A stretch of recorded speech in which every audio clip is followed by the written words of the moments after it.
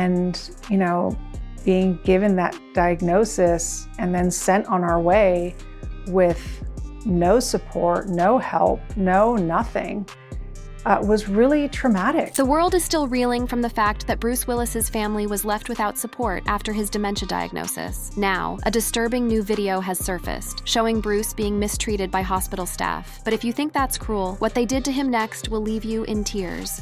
The viral video emerges. The story began when a short, shaky clip, recorded on a smartphone, circulated across social media platforms late at night. The footage, less than 90 seconds long, captured Bruce Willis inside what appeared to be a hospital ward. The actor, known worldwide for his roles in Die Hard, Pulp Fiction, and The Sixth Sense, sat in a chair positioned against a sterile wall. His expression appeared vacant, his body language withdrawn. At one moment, a staff member roughly adjusted his position, forcing his arm upward with visible impatience. At another, a raised voice could be heard demanding compliance in a tone stripped of compassion. What ignited public outrage was not just the manhandled movements, but the unmistakable discomfort on Willis's face as he tried and failed to articulate words. The silence of his struggle was louder than the background hospital noise. By morning, the video had been reposted thousands of times on Twitter, TikTok, and Instagram. The hashtag #JusticeForBruce trended within hours. The initial uploader, claiming to be a visitor at the hospital, stated the clip was filmed just days ago at a Los Angeles medical facility. Although unverified, the rapid speed of circulation meant that perception solidified before facts could be checked. The narrative was simple. A beloved Hollywood icon, already weakened by dementia, had been mistreated in a place meant to safeguard him. To understand why the video struck such a nerve, it is essential to examine Willis's medical background. In 2022, his family released a public statement revealing that he had been diagnosed with aphasia, a condition impacting his ability to communicate. Later, the diagnosis was updated to frontotemporal dementia, specifically the variant known as primary progressive aphasia, which erodes language and comprehension. His wife, Emma Hemming Willis, has repeatedly clarified that there is no treatment and no cure for the disease. This meant that Willis's ability to defend himself verbally, or even respond clearly to mistreatment, was gravely compromised. The timing of the video's release coincided with heightened media attention around Emma Hemming Willis's efforts to raise awareness. In a recent sit-down, she explained her caregiving role. I just think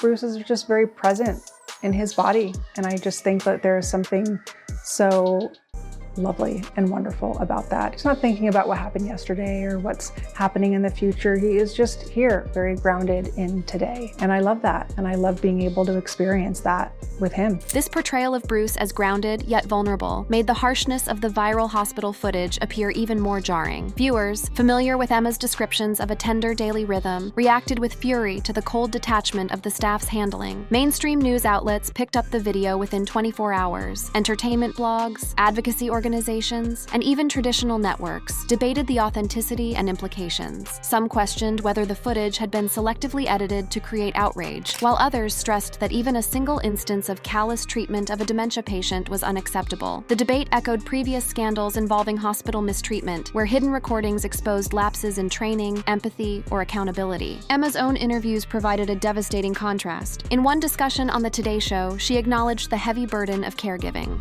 What I'm learning is that dementia is hard. It's hard on the person diagnosed. It's also hard on the family.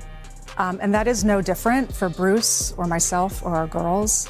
And when they say that this is a family disease, it really is. When juxtaposed with images of a professional caregiver failing to offer even basic compassion, the disconnect intensified the anger. The public had been prepared to empathize with a narrative of love, resilience, and support, only to be confronted by the reality of institutional neglect. The clip also resurfaced questions about the complexity of diagnosing and managing FTD. As Bruce's wife explained, the early signs were confusing and often mistaken for other issues. She recalled noticing his childhood stutter resurfacing, a subtle warning of neurological change. Over time, conversations stopped aligning, memories blurred, and communication broke down. She described how difficult it was to realize that what initially looked like marital miscommunication was in fact neurological decline. For Bruce, it was language. It was language. Yeah. He was diagnosed with primary progressive aphasia.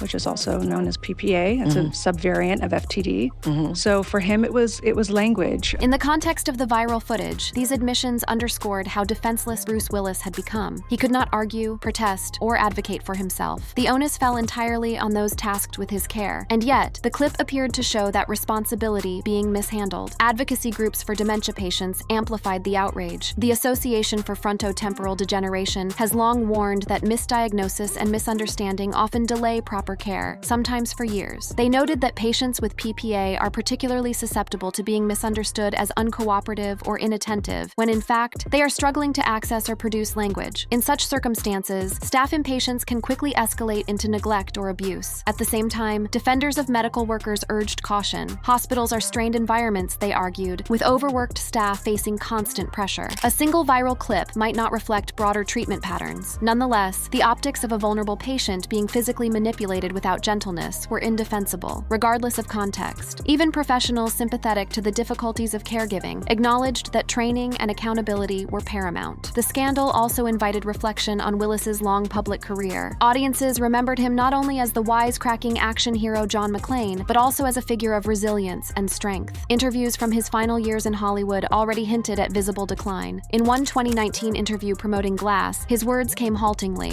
I've done a lot of movies with Sam. I always love working with him. I really love how the end of this film came together, and it was really cool. Really cool. The slow pacing, the deliberate searching for words, was noticeable even then. Later interviews grew increasingly disjointed, fueling speculation before the official diagnosis was made public. Now, seeing him subjected to rough handling in a hospital bed, fans saw not just a patient, but the final unraveling of a cultural icon's dignity. Family members remained mostly silent during the first 48 hours after the video surfaced, though Emma's past statements circulated widely. She had recently told Oprah how chaotic life became when Bruce's symptoms first appeared. I can't pinpoint exactly when it started. It's very gray. But at some point, our relationship began to feel off. And there seemed to be a lot of miscommunications between the two of us. This depiction of gradual, painful recognition resonated with many caregivers. It also underscored the depth of betrayal felt by viewers. If family members were willing to navigate such hardship with patience and tenderness, why couldn't trained medical staff extend the same courtesy? The video's virality was not accidental. Clips involving celebrity vulnerability consistently outperform other content, merging public fascination with moral outrage. In this case, the footage represented a nexus of celebrity, illness, and institutional accountability. Online commentators framed it as symbolic. If a world-famous actor could be treated so harshly in plain sight, what about ordinary patients without fame, resources, or advocacy? The outrage was not only for Willis, but for the invisible millions enduring similar struggles behind closed doors. The larger story behind the video. The viral hospital footage was not just an isolated scandal. It drew its emotional and moral weight from the wider reality of Bruce Willis's medical condition, the intimate caregiving narrative his family had shared publicly, and the systemic failures surrounding dementia care. To understand why this clip exploded into a cultural crisis, it is necessary to examine how Bruce's illness unfolded, how his family navigated the challenges, and why public expectations clashed so violently with what the video appeared to reveal. Bruce Willis's diagnosis journey was long, confusing, and painful. In 2022, his family announced that he had been diagnosed with aphasia, a communication disorder often linked to brain damage. Later, the diagnosis was refined to frontotemporal dementia, FTD, specifically the primary progressive aphasia, PPA variant. This form is both cruel and insidious. Language deteriorates first, robbing patients of their ability to express themselves, while comprehension slowly unravels. Over time, behavior, memory, and mobility may also be affected. The disease is most common in individuals under 60, making Willis's case particularly poignant given his age and stature. Emma Heming Willis has described in detail how the illness first manifested. During an interview with Oprah, she recalled that their marriage began to feel off in ways that were difficult to articulate. I can't pinpoint exactly when it started. It's very gray. But at some point, our relationship began to feel off. and there seemed to be a lot of miscommunications between the two of us. Initially, she suspected stress, hearing problems, or marital strain. Only later did the pattern become clear. Conversations no longer aligned. Willis could not recall prior discussions, and subtle shifts in personality emerged. What looked like interpersonal friction was in fact neurological decline. She later emphasized how shocking it was to realize that arguments were not really arguments at all, but symptoms of disease dismantling her husband's brain. This revelation struck caregivers worldwide as profoundly familiar. The early stages of dementia often masquerade as domestic tension. Emma's transparency about her own frustration, her annoyance, her confusion, her sense of chaos, offered rare honesty about the emotional toll. It also explained why the viral hospital clip caused such fury. Caregivers recognized the struggle, but what they saw in the video was not a family partner's occasional exasperation. It was professional staff demonstrating something closer to contempt. The condition itself compounded the vulnerability. Willis's diagnosis meant that language, the very tool by which one protests, mistreatment, was compromised. Emma explained that his childhood stutter resurfaced, an ominous early signal. Later, even simple exchanges became fractured. For Bruce, it was language. It was language. Yeah, he was diagnosed with primary progressive aphasia, which is also known as PPA. It's a subvariant of FTD. So for him, it was language. This reality reframed the viral footage. Audiences understood that Willis could not clearly demand respect or articulate discomfort. His silence in the video, punctuated by pained expressions, was not passive consent, but enforced muteness. To mishandle a patient with aphasia was to exploit their very inability to fight back. Emma herself became the central public voice in the family's response to the diagnosis. In interviews, she described caregiving as both an honor and an immense burden. She emphasized that dementia is a family disease because its impact radiates through every relationship. What I'm learning is that dementia is hard. It's hard on the person diagnosed. It's also hard on the family.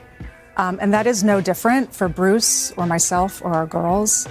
And when they say that this is a family disease, it really is. Her language consistently centered love, resilience, and adaptation. She wrote a book titled The Unexpected Journey to offer guidance to other caregivers, describing it as the book she wished she had received the day Bruce was diagnosed. The contrast between this message of gentle advocacy and the images in the viral hospital clip was striking. One narrative conveyed care and acceptance. The other revealed neglect and indifference. This clash extended into debates about the family's own care arrangements. When Emma revealed that Bruce now lives in a separate residence where professional caregivers can provide 24/7 support, online critics accused her of abandonment. She responded directly, insisting that the decision was made for safety and stability. That was the safest and best decision, not just for Bruce, but also for our two young girls. And, it's really not up for a debate. Now I know that Bruce has the best care 100% of the time. His needs are met 100% of the time, as well as our two young daughters. So I'm not going to take a vote on that. Her defense underscored a painful reality. Caregivers are often judged harshly for decisions outsiders do not fully understand. In her view, Bruce's separate residence guaranteed professional oversight that even the most dedicated spouse could not provide around the clock. The viral footage, however, appeared to confirm the fears of her critics. If professional settings resulted in visible maltreatment, was he truly safer away from home? The scandal magnified this tension, exposing how fragile trust is in institutional care. The larger context is a healthcare system strained by understaffing, inadequate training, and limited resources for dementia patients. FTD, in particular, is often misdiagnosed for years. The Association for Frontotemporal Degeneration reports that average diagnosis can take up to 4 years, with patients frequently mislabeled as suffering from depression, bipolar disorder, Alzheimer's, or Parkinson's. These missteps mean patients receive inappropriate interventions, and caregivers remain unsupported. By the time Willis's condition was accurately identified, years of uncertainty had already taken a toll. Emma emphasized the trauma of the diagnostic process. The unfortunate thing about it is that there is no treatment and there is no cure for this disease.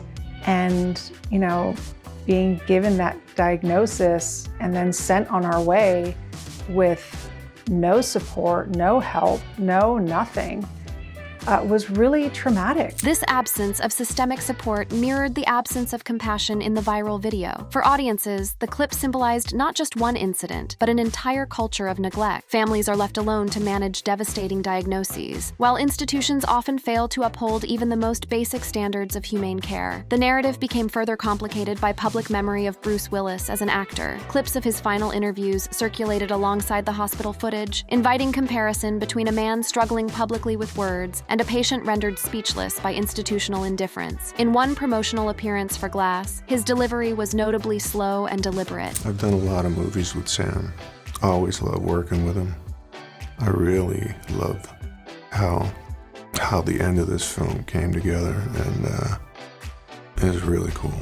Really cool. This was the voice of a man already wrestling with decline, but still dignified, still contributing, still visible as an artist. The viral video replaced that image with one of helplessness, triggering collective grief for the gap between who he was and who he had become. The family's response to the scandal was measured, echoing Emma's established themes. She reminded critics that outsiders cannot judge what happens inside someone else's household. Even if someone is closely familiar with dementia or the condition you are caring for, they aren't in your home, so they don't know how your person is behaving or your family dynamics. Her message was clear. Only those living the reality can truly understand it. Yet the viral video complicated this argument because it showed a public moment of private suffering, one no longer confined to the home. It forced viewers to confront what had been abstract, the reality of maltreatment in clinical settings. Advocacy groups seized the moment to highlight the plight of caregivers. Emma herself often stressed that caregiving is not a solo mission and that asking for help is essential. She explained that she needed permission from a neurologist to accept outside help after learning that caregivers themselves can die earlier from stress. It was Bruce's neurologist that said,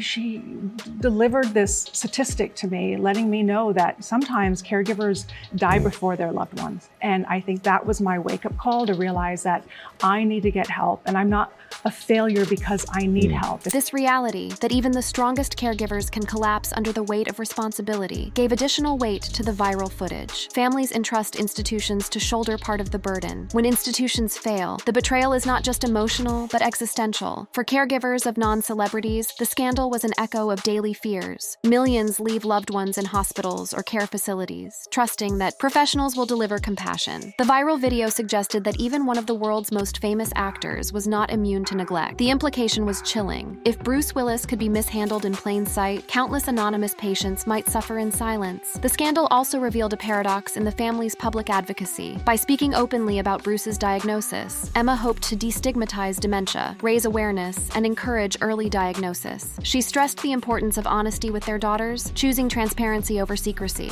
But what I realized and what I had learned is that it's really important when they ask questions, you tell them the truth. You tell them the answers that's age appropriate. And I think that has given them a sense of safety to understand what is happening. But transparency has costs. By making Bruce's condition visible, she opened him to public scrutiny, and by extension, any public incident, such as the viral hospital footage, became amplified. The family sought to humanize dementia. Instead, they found themselves defending against accusations of institutional abuse and personal neglect. At its core, the scandal surrounding the viral video was not just about one hospital, one patient, or one family. It was about a clash of narratives: the family's story of love, dignity, and resilience versus the public's perception of indifference, callousness, and systemic failure. Emma's words described Bruce as present, grounded, and surrounded by love. The footage showed him isolated, disoriented, and manhandled. This cognitive dissonance made the scandal impossible to ignore.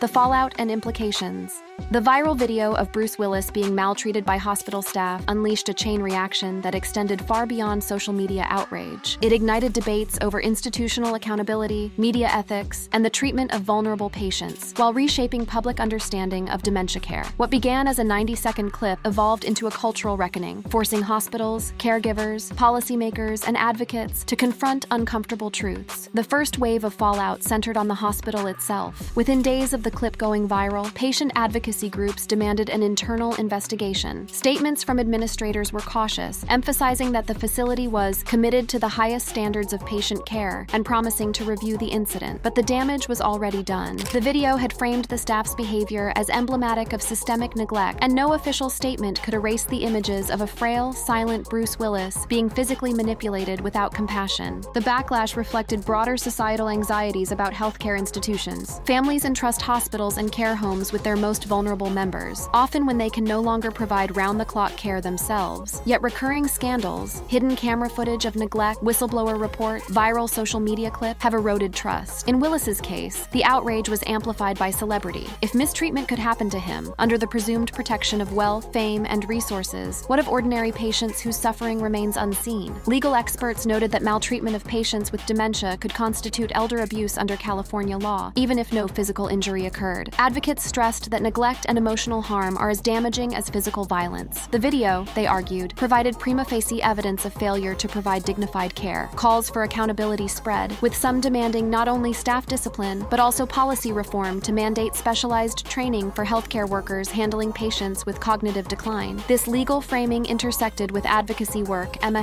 Willis had already undertaken. She frequently emphasized the invisibility of caregivers and the lack of systemic support. In one interview, she described how devastating it was to leave the diagnostic appointment with no guidance. We received Bruce's diagnosis. We left that appointment with no hope, no roadmap. There was nothing, to leave with no support, no guidance.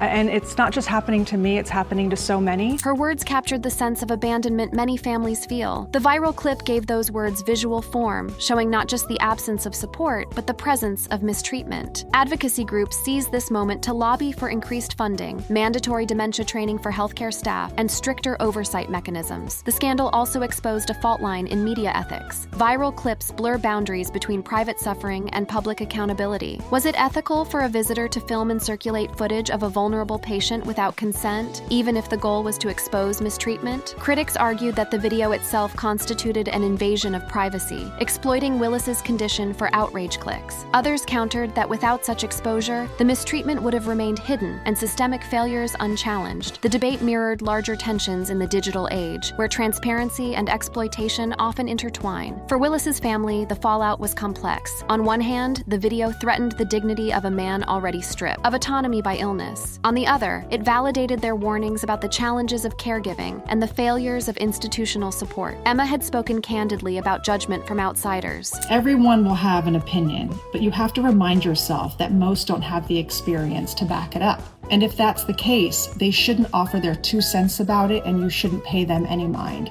I learned this from my therapist, Kathleen Murphy. Nothing changes an opinion quite as powerfully as when you have an experience, she says. Even if someone is closely familiar with dementia or the condition you are caring for, they aren't in your home, so they don't know how your person is behaving or your family dynamics. This perspective now collided with a public convinced that it had seen enough to judge. The tension underscored a paradox. By advocating publicly, the family had invited scrutiny, but by exposing the illness, they had also raised awareness. The viral clip became a double-edged sword, simultaneously violating privacy and galvanizing reform. The broader fallout reached beyond Bruce Willis. Advocacy organizations pointed to the estimated 11 million caregivers in the United States, many of whom struggle in silence. They argued that Willis's case should not be treated as an isolated celebrity scandal, but as a spotlight on a national crisis. Caregivers, they noted, often experience burnout so severe that some die before their loved ones, a statistic Emma herself cited. The maltreatment video, they said, was not only about Bruce, but about the countless nameless patients and families navigating the same vulnerabilities. Policy discussions soon followed. Lawmakers called for increased funding for dementia research and training, noting that FTD is frequently misdiagnosed and poorly understood. Medical experts reiterated that diagnosis can take up to 4 years, during which patients are often mischaracterized as uncooperative or unstable. Without adequate training, staff may interpret symptoms as defiance rather than disease, leading to the kind of impatience and roughness captured in the viral clip. Reform proposals included mandatory dementia certification for hospital staff, higher staffing ratios in dementia wards, and penalties for facilities failing to meet humane care standards. The scandal also reshaped Willis's legacy. For decades, he was the archetype of resilience, the everyman action hero who could survive explosions, gunfights, and impossible odds. Clips from Die Hard and Armageddon circulated alongside the hospital footage, contrasting the image of indestructibility with the reality of fragility. Some mourned the loss of the tough guy persona. Others saw dignity in confronting vulnerability head-on. Emma's own framing leaned toward the latter. She often emphasized that even stripped of language, Bruce remained present and capable of love.